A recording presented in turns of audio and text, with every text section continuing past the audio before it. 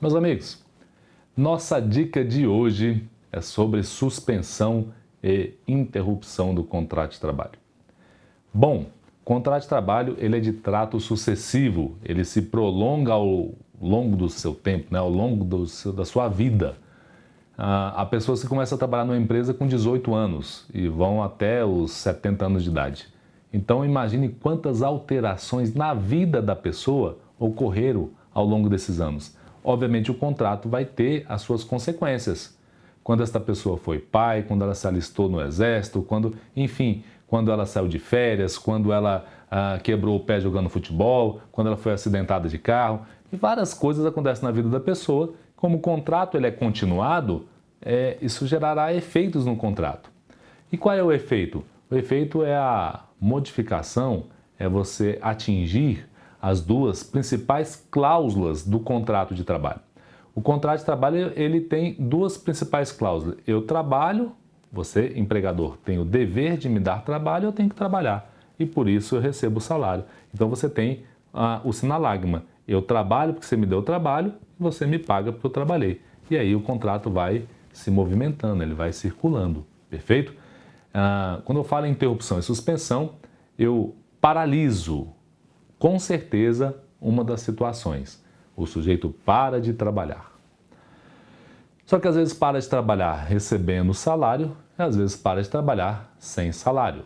Então quando eu tenho a palavra interrupção, que tem RR, né? Interrupção, tem dois R's, a gente grava assim, interrupção recebe remuneração. Suspensão, tem um S e outro S, sem salário. Então vamos pensar o seguinte para decorar. Interrupção, eu não trabalho, mas recebo remuneração. Suspensão, eu não trabalho e não recebo remuneração, ok?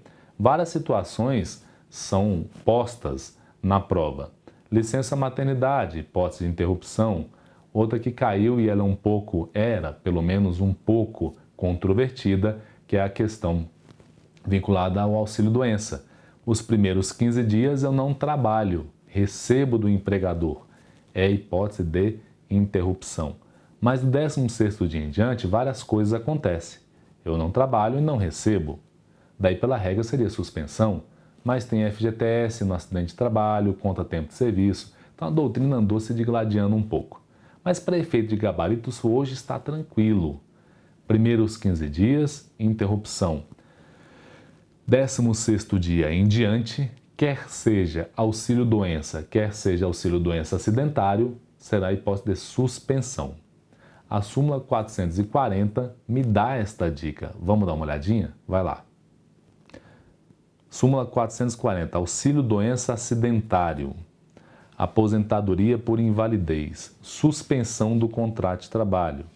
Então ele vem dizendo, assegura-se o direito à manutenção de plano de saúde ou de assistência médica oferecida pela empresa ao empregado, não obstante suspenso o contrato de trabalho em virtude de auxílio-doença acidentário ou de aposentadoria por invalidez.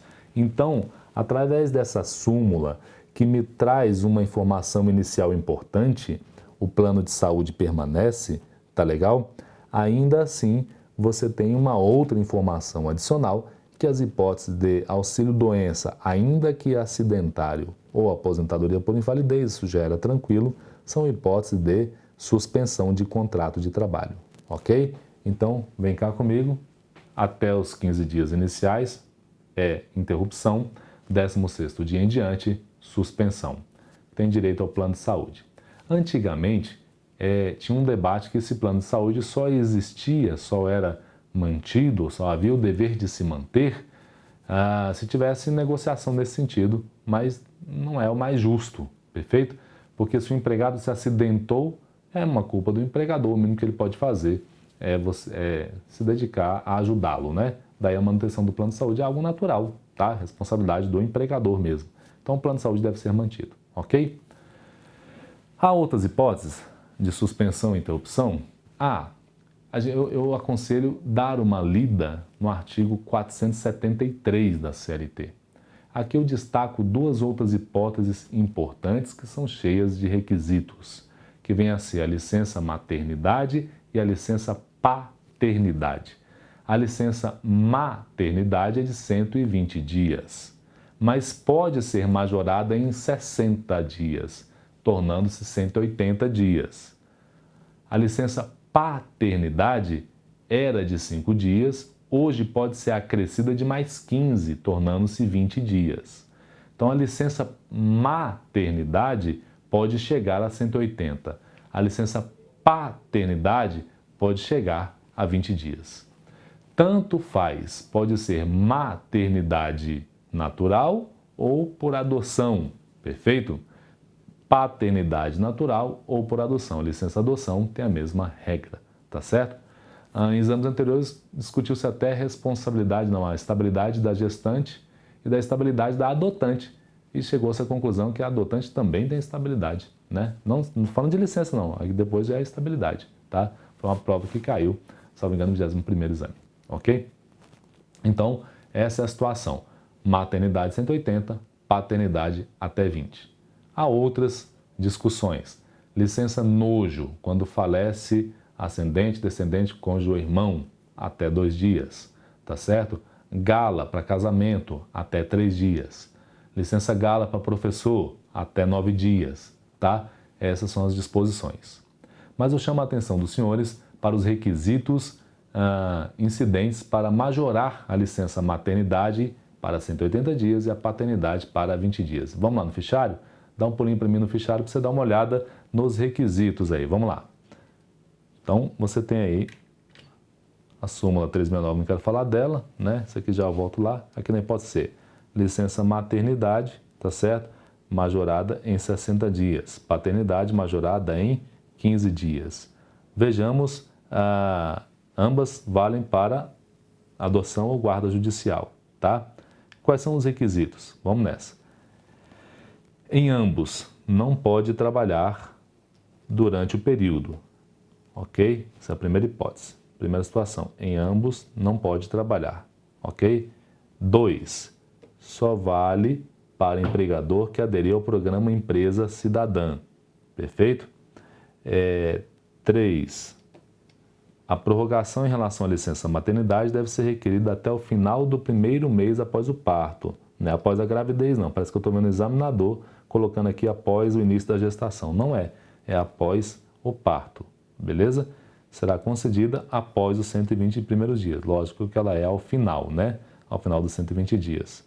A paternidade será requerida até 2 dias úteis após o nascimento, então grave isso daí, tá legal?